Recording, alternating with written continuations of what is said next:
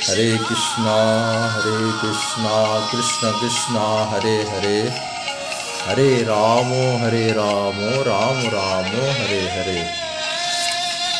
একটা খুব সুন্দর শ্লোক শ্রীমদ্ ভাগবতমের।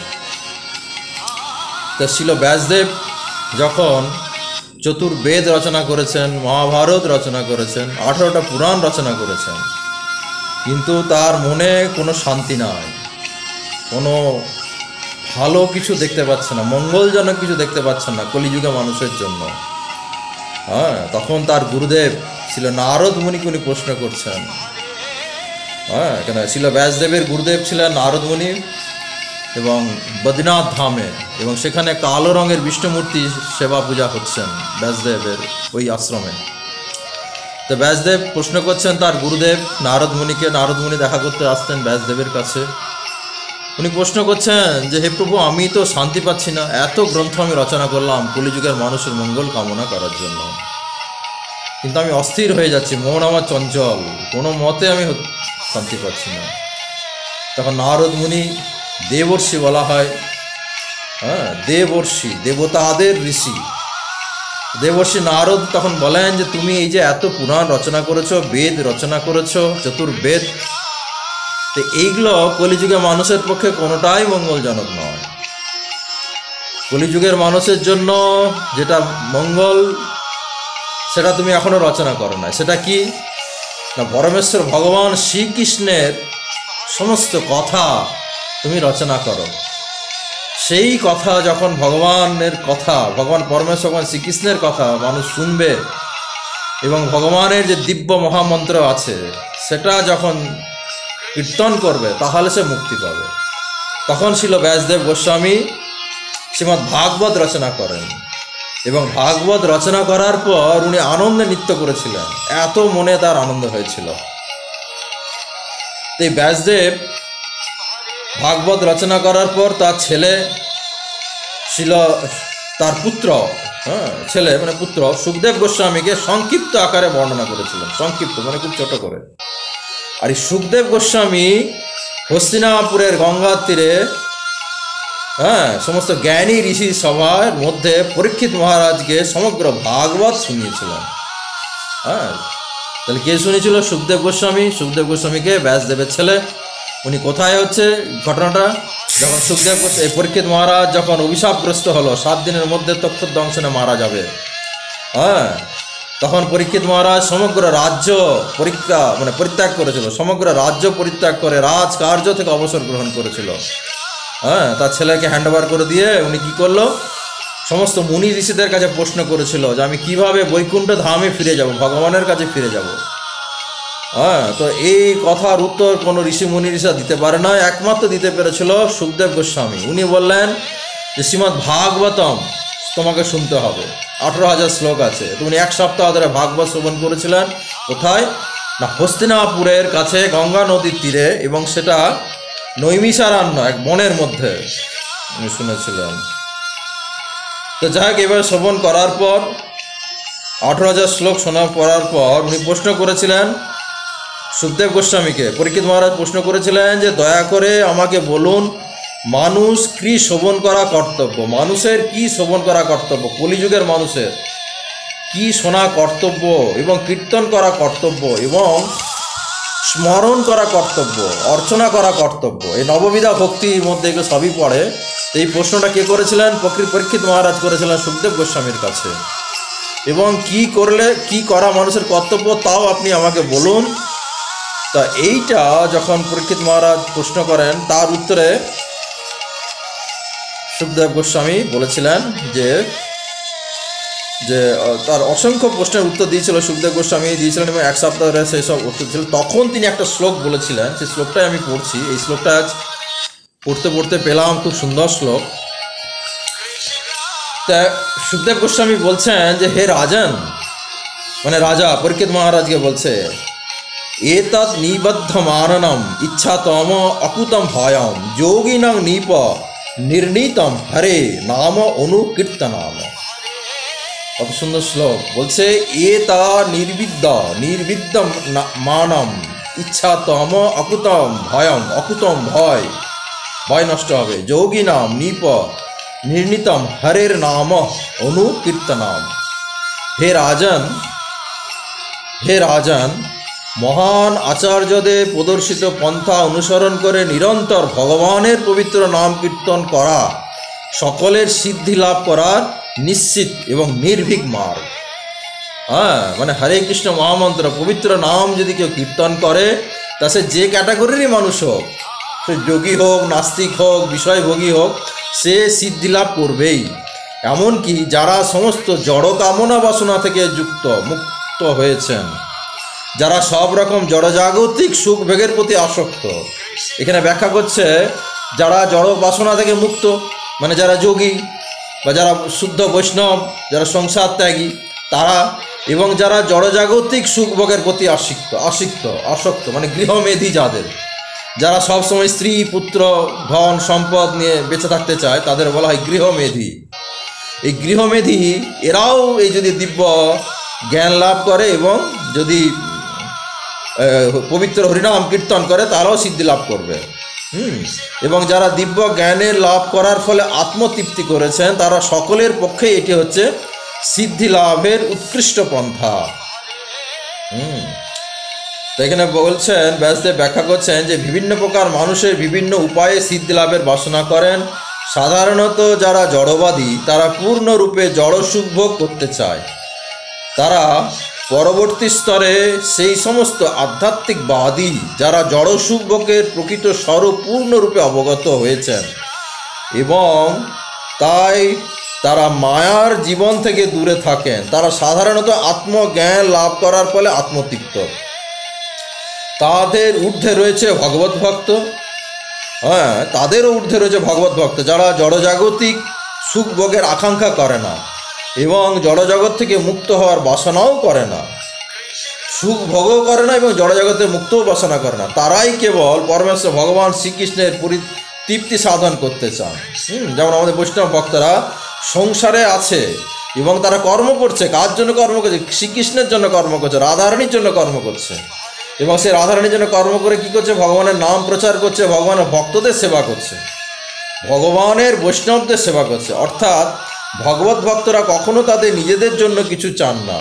ভগবান যদি চান তাহলে ভক্তরা সব রকম জড় সুখ সুবিধা স্বীকার করতে পারেন, এবং ভগবান তা না চান তাহলে ভগবত ভক্তরা সমস্ত সুযোগ সুবিধা হেলাভারে পরিত্যাগ করতে পারেন, এমনকি মুক্তি পর্যন্ত, তার আত্মরামতত্ত্ব পর্যন্ত কামনা করেন না, কেননা তারা কেবল পরমেশ্বর ভগবানকে সন্তুষ্টি কামনা করেন। এই শ্লোকে শ্রীল সুখদেব গোস্বামী ব্যাখ্যা করছেন যে ভগবানের পবিত্র নাম কীর্তন মানে হরে কৃষ্ণ কৃষ্ণ কৃষ্ণ হরে হরে, হরে রাম রাম রাম হরে হরে, এইটা কীর্তন করার পরামর্শ দিয়েছেন। নিরপরাধে মানে দশবিধা নামও যে অপরাধ আছে সেইটা বাদ দিয়ে নিরপরাধে ভগবানের পবিত্র নাম কীর্তন শ্রবণের ফলে ভগবানের অপ্রাকৃত রূপের সঙ্গে পরিচিত হওয়া যায় এবং ভগবানের গুণ লীলা দিব্য প্রকৃতির সঙ্গে পরিচয় হয়ে এখানে উল্লেখ করেছেন যে মহাজনদের শ্রীমুখ থেকে ভগবানের পবিত্র নাম শ্রবণ করার পর নিরন্তর তা কীর্তন করা উচিত। অর্থাৎ মহাজনদের কাছ থেকে শ্রবণ করার প্রথম কর্তব্য। সুতরাং এই হরে কৃষ্ণ মহামন্ত্র বলছেন মহাজনদের কাছ থেকে শ্রবণ করা প্রথম কর্তব্য। দিব্য নাম শ্রবণ থেকে ধীরে ধীরে তার রূপ গুণ লীলা ইত্যাদি শ্রবণের স্তরে উন্নতি হবে। এইভাবে উত্তরোত্তর তার মহিমা কীর্তন আবশ্যকতা উৎপন্ন হবে এবং বিবিধ কেবল সফলতা সহকারে ভক্তি অনুশীলনের ক্ষেত্রে এমনকি জড় বিষয়ে আসক্ত। আচ্ছা ঠিক, এরপরে সুখদেব গোস্বামীর মতে সাফল্য লাভের একটি সর্বোৎকৃষ্ট পন্থা। আচ্ছা, এরপরে বলছে সুখদেব গোস্বামী বলছে উচ্চস্বরে ভগবানের কীর্তন করার নির্দেশ দিয়েছেন জীব গোস্বামী। শিল জীব গোস্বামী উচ্চস্বরে মানে খুব জোরে জোরে হরে কৃষ্ণ মহামন্ত্র কীর্তন করার নির্দেশ দিয়েছেন এবং সেটা অবশ্যই হতে হবে নিরপরাধ। তো এই নিরপরাধ সম্বন্ধে পদ্মপুরাণে বলা হয়েছে যে 10 প্রকার নাম অপরাধ আছে, 10 প্রকার নাম অপরাধ। এবং ভাগবতম আরেকটা শ্লোক বলছে যে এইবার প্রমাণ আরেকটা শ্লোকে পাচ্ছি যে এই কলিযুগে হরে কৃষ্ণ মহামন্ত্র কীর্তন করার ফলে এই কথাটা আবার তৃতীয় অধ্যায় বলছেন, কালো দশে নিধি রাজা নাস্তি এক মহার্গুণ কীর্তনাদ এব কৃষ্ণ মুক্ত সঙ্গ পরম প্রজ। বলছেন এই কলিযুগে দোষের ভাণ্ডার, কলিযুগে দোষের ভাণ্ডার, এই দোষের ভাণ্ডার থেকে কালো দোষে নিধি রাজন, কলিযুগে পদে পদে দোষ, পাপ, অহংকার, কলিযুগে মেন হচ্ছে অহংকার। সব নিজেকে এক একটা কেউ কেটা মনে করে, যে আমার মতন বুদ্ধিমান, আমার মতন মানে জ্ঞানবান, আমি সব জানতা। তো এগুলা কারা মনে করে? যারা খুব অহংকারী লোক। বৈষ্ণব কখনো নিজেকে পণ্ডিত মনে করে না। তো যাই হোক, কালো দোষে নিধি রাজা নস্তি এক মহার্গুণ কীর্তনাদ এব কৃষ্ণ মুক্ত সঙ্গ পরদ্ভজ। তো কলিযুগে কেউ যদি শুদ্ধভাবে হরে কৃষ্ণ মহামন্ত্র কীর্তন করে তবে সে উদ্ধার হবে, নচেত নয়। শুদ্ধভাবে কীর্তন করতে হবে। সে সম্বন্ধে কবিরাজ গোস্বামী এক কবিরাজ গোস্বামী চৈতন্য ভাগবতমে বলেছেন যে দশবিধি নাম অপরাধ যুক্ত যদি কীর্তন করা হয়, নাম অপরাধভাবে যদি কীর্তন করে তাহলে কোনো লাভ নাই, অ্যাজ এ রেজাল্ট 0। উনি কি বলছেন যে একবার কৃষ্ণ নামে যত পাপ হরে, পাপী হয়ে তত পাপ করিতে না পারে। কৃষ্ণদাস কবিরাজ বলছেন কৃষ্ণ নামে যত পাপ হরে যাবে, মানে নষ্ট হবে, পাপী হয়ে তত পাপ করিতে না পারে। তাহলে তো আমরা একবার কৃষ্ণ নাম উচ্চারণ করলেই উদ্ধার হতে পারি। কিন্তু তারপরে কৃষ্ণদাস কবির কি বলছেন, হেন কৃষ্ণ নাম যদি লও বহুবার তথাপি না হয় প্রেম, না বহে অশ্রুধারা, তবে জানি অপরাধ আছে প্রচুর, কৃষ্ণ নাম বিচ তাহে না হয় অঙ্কুর।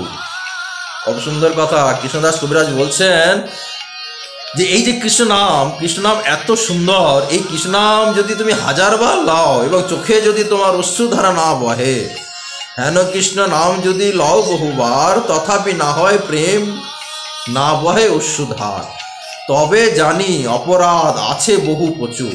সুতরাং তুমি যদি কৃষ্ণ নামে তোমার ভক্তি না আসে, প্রেম না আসে, হরে কৃষ্ণ মহামন্ত্র করলে এবং ভগবানের প্রতি যদি তোমার ভক্তি মানে অশ্রুধারা চোখ থেকে না, প্রেম না বহে, তাহলে জানবে যে তোমার অপরাধ প্রচুর আছে। কৃষ্ণ নাম বীজ তাহে না হয় অঙ্কুর। সুতরাং তোমার হৃদয়ে সেই বীজ, কৃষ্ণনামের বীজ বহন করলেও এটা অঙ্কুরিত হচ্ছে না। এটা কে বলেছেন? কৃষ্ণদাস কবিরাজ গোস্বামী। আত্মেন্দ্রে পৃথিবাঞ্ছা তারে বলি কাম, কৃষ্ণেন্দ্রে পৃথিবাঞ্ছা তারে অর্থাৎ। যাই হোক, তো এইভাবে তারপরে 10 নাম অপরাধ ব্যাখ্যা করেছে। 10 নাম অপরাধ কি না, পদ্মপুরাণে বলা হয়েছে এই প্রকার 10টি নাম অপরাধ উল্লেখ করা হয়েছে। তা প্রথম অপরাধ হচ্ছে যে সমস্ত মহান ভক্ত ভগবানের মহিমা প্রচার করেন তাদের নিন্দা করা চলবে না। যারা ভগবানের ভক্ত মানে বৈষ্ণব ভক্ত, যারা কৃষ্ণনাম প্রচার করে, তাদের যদি নিন্দা করা হয় এবং করা হয় তাহলে কি হবে? প্রথম অপরাধ। সে যতই হরিনাম করুক, কোটি জন্ম লয় যদি কৃষ্ণ নাম, তথাপি না হয় সে কোটি কোটি জন্ম দিলেও অপরাধ হবে না, ভগবানের কাছে যাবে না। দ্বিতীয় অপরাধ কি বলছে না, জড়জাগতিক বৈশিষ্ট্যের পরিপ্রেক্ষিতে ভগবানের পবিত্র নামকে দর্শন করা। ভগবান সর্বলোকের মহেশ্বর, তাই বিভিন্ন স্থানে বিভিন্ন নামে পরিচিত হতে পারে, কিন্তু তার দ্বারা কোনোভাবে ভগবান পূর্ণতা সিদ্ধ হয় না। ভগবান যে কোনো নামে ভগবানের মতন পবিত্র, ভগবানের যে কোনো নাম ভগবানের মতো পবিত্র, কেননা তা ভগবানেরই ইঙ্গিত। ভগবান এই সমস্ত নাম ভগবানের মতন পূর্ণ শক্তি সম্পন্ন, এবং এই জগতের যে কোনো স্থানে ভগবান কোনো এক বিশেষ নামে কীর্তন করতে তথা ভগবানের মহিমা কীর্তন করতে কারো কোনো বাধা নাই। ভগবানের সমস্ত নামই মঙ্গলময়, এবং সেই নাম কখনো জড়জাগতিক বস্তু বলে মনে করা উচিত নয়। এটা হচ্ছে দ্বিতীয় অপরাধ। ভগবানের নাম জড় বস্তু মনে করে। তৃতীয় অপরাধ হচ্ছে না, সদ্গুরু বা আচার্যদের নির্দেশ অবজ্ঞা করা, মানে গুরু নির্দেশ অবজ্ঞা করা, যারা সদ্গুরু। চতুর্থ অপরাধ হচ্ছে বৈদিক শাস্ত্রকে নিন্দা করা, বেদ, পুরাণ এবং ভাগবতমের নিন্দা করা। পঞ্চম অপরাধ হচ্ছে জড় বিষয়ের দ্বারা ভগবানের দিব্য নামের অর্থ নিরূপণ করা। জড় বিষয়, আমাদের পৃথিবীতে যে জিনিসগুলো আছে সেগুলো বলা জড় বিষয়। এই জড় বিষয়ের মাধ্যমে, জড় বিষয়ের দ্বারা ভগবানের দিব্য নামের অর্থ নিরূপণ করা। ভগবানের নাম এবং ভগবান এক, তাই ভগবানের নামকে ভগবান থেকে অভিন্ন বলে জানা উচিত। ষষ্ঠ অপরাধ হচ্ছে, 6তম অপরাধ হচ্ছে কল্পনার দ্বারা ভগবানকে নানা ব্যাখ্যা করা। হ্যাঁ, যেমন বলছে ভগবান নেই, ভগবান নেই, এইসব কল্পনাগুলো। হ্যাঁ, এই কল্পনা, যেমন বলে রামায়ণ হচ্ছে গল্প, নাস্তিক লোকেরা বলে রামায়ণ গল্প। তো ষষ্ঠ অপরাধ হচ্ছে কল্পনার দ্বারা ভগবানের নামকে ব্যাখ্যা করা। ভগবান কাল্পনিক নয় এবং তার পবিত্র নামও কাল্পনিক নয়। অল্প বুদ্ধি মানুষরা মনে করে যে ভগবান হচ্ছে উপাসকদের একটা কল্পনা প্রসূত, যে যারা এই ভগবানের নাম প্রচার করছে, পূজা করছে, তারা একটা কল্পনা প্রসূত, তাই তার নামও কল্পনা প্রসূত। এই মনোভাব নিয়ে যারা ভগবানের নাম কীর্তন করে তারা কখনোই কীর্তনের বাঞ্ছিত সাফল্য লাভ করতে পারে না। সপ্তম অপরাধ হচ্ছে নামা বলে পাপ আচরণ করা, যেটা কলিযুগের মানুষ মানে অঢেলভাবে করছে, নামও করছে আবার পাপও করছে। তারা বিভিন্ন জায়গায় কীর্তন গাইছে, আবার অবৈধ নারী সঙ্গ পুরুষ সঙ্গ করছে। হ্যাঁ, তো শাস্ত্রে উল্লেখ করা হয়েছে যে ভগবানের নাম কীর্তন করার ফলে সমস্ত পাপ থেকে মুক্ত হওয়া যায়। যারা এই সুযোগ গ্রহণ করে আবার পাপ আচরণ করে থাকে এবং মনে করে যে ভগবানের নাম কীর্তন করার ফলে তারা সমস্ত পাপ থেকে মোচন হবে, তার নাম প্রভু চরণে সবচাইতে বড় অপরাধী। সুতরাং তারা হচ্ছে ভগবানের কাছে সব থেকে বড় ক্রিমিনাল, যে ভগবানের নামও করছে আবার বিভিন্ন রকম পাপও করছে। এই প্রকার অপরাধীকে কোনোভাবে অপরাধ মোচন হয় না। হ্যাঁ, এবং সেই প্রকার এই অপরাধীদের কোনোভাবে মোচন হয় না। ভগবানের নাম কীর্তন করতে শুরু করার পূর্বে কেউ পাপী থাকতে পারে, কিন্তু নামের আশ্রয়ে কী হবে, সে সমস্ত পাপ কার্যত নষ্ট হয় এবং সে আশা করা উচিত যে নাম কীর্তনের পন্থা থেকে সে রক্ষা পেয়েছে। যাক, এইভাবে যদি সে নাম শুদ্ধভাবে করে তাহলে মুক্তি পাবে, আবার যদি অপরাধ করে তাহলে সে যাবে ভোগে। অষ্টম অপরাধ হচ্ছে ভগবানের নাম কীর্তনকে জাগতিক পূর্ণকর্মের সমতুল্য বলে মনে করা। জাগতিক পূর্ণকর্মে, জড়জাগতিক জিনিসের মতো পূর্ণকর্ম করা, হ্যাঁ, সমতুল্য মনে হয়। যেমন অনেকে ডায়লগ দিচ্ছে না, যে সোমবার এই পালন করো, মঙ্গলবার এই করো, ঘটি বাটি ঝাঁটা এখানে রাখো, তাহলে তোমার এই হবে, ধন হবে, সম্পত্তি হবে। এর সঙ্গে তুলনা করা যাবে না যে হরিনাম করব আমার লক্ষ লক্ষ টাকা রোজগার হবে। জাগতিক সুখ সুবিধা লাভের নানা প্রকার সৎকর্ম রয়েছে, কিন্তু ভগবানের নাম কীর্তনের এই ধরনের কোনো শুভ কর্ম নয়। ভগবানের নাম কীর্তন নিঃসন্দেহে মঙ্গলজনক, কিন্তু জাগতিক সুযোগ সুবিধা লাভের জন্য কখনো নাম কীর্তন করা, এই পন্থা ব্যবহার করা উচিত নয়। যেহেতু ভগবানের নাম এবং ভগবান স্বয়ং অভিন্ন, সুতরাং হরে কৃষ্ণ মহামন্ত্র আর কৃষ্ণের মধ্যে কোনো তফাৎ না, একই জিনিস। তাই কখনো তথাকথিত মানুষের সেবার জন্য ভগবানের নামকে ব্যবহার করা উচিত নয়। পরমেশ্বর ভগবান হচ্ছে পরম ভোক্তা, তিনি কারও ভিত্ত বা আজ্ঞা দাস বহন করা নয়।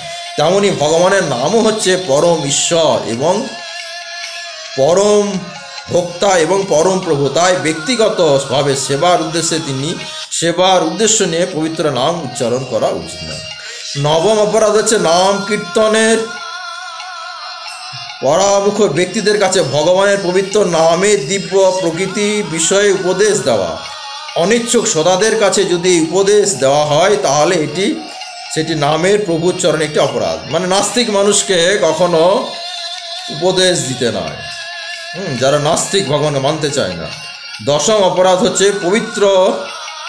পবিত্র নামের দিব্য প্রভাব সম্বন্ধে শ্রবণ করা সত্ত্বেও ভগবানের নামের প্রতি শ্রদ্ধা পরায়ণ না হওয়া। শ্রদ্ধা মানে বিশ্বাস যদি আমার না থাকে, ও কৃষ্ণ নাম উচ্চারণ করে কী হবে, খাও দাও ঘুরে বেড়াও, ব্যাস মার্ডার করো, এটা যদি করে। দশম অপরাধ হচ্ছে পবিত্র নাম কীর্তন দিব্য প্রভাব সম্বন্ধে শ্রবণ করা সত্ত্বেও ভগবানের নামের প্রতি শ্রদ্ধাবান না হওয়া। ভগবানের পবিত্র নামের প্রভাবে কীর্তনকারী ব্যক্তি মিথ্যা অহংকারের কবল থেকে মুক্ত হয়। হ্যাঁ, এই কলিযুগের মেন হচ্ছে অহংকার।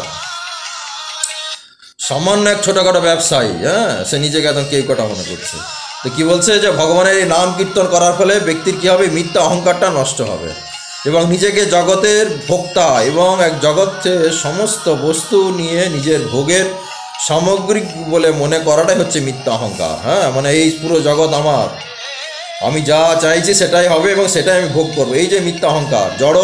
সমস্ত জড় জগতের আবর্তিত হচ্ছে এই মিথ্যা অহংকারে প্রসূত আমি এবং আমরা ভ্রান্ত ধারণার প্রভাবে। কিন্তু ভগবান দিব্য নাম কীর্তনের ফলে এই ভ্রান্তি থেকে মুক্ত হওয়া যায়। এই আমরা প্রথমে এটা ব্যবহার করেছিল ধৃতরাষ্ট্র কুরুক্ষেত্রের যুদ্ধে, হ্যাঁ, যে আমার ছেলে পাণ্ডুর ছেলে, হ্যাঁ, কি করছে, নিজের ভাইয়ের ছেলেকে সে কি বলছে, পাণ্ডুর পুত্র। হ্যাঁ, শ্লোকটা হচ্ছে পাণ্ডু পুত্র, তারা আমার ছেলে পাণ্ডু পুত্ররা কি করছে। হ্যাঁ, সে ভাইয়ের ছেলেকে নিজের ছেলে বলে মনে করতে পারছে না। হরে কৃষ্ণ।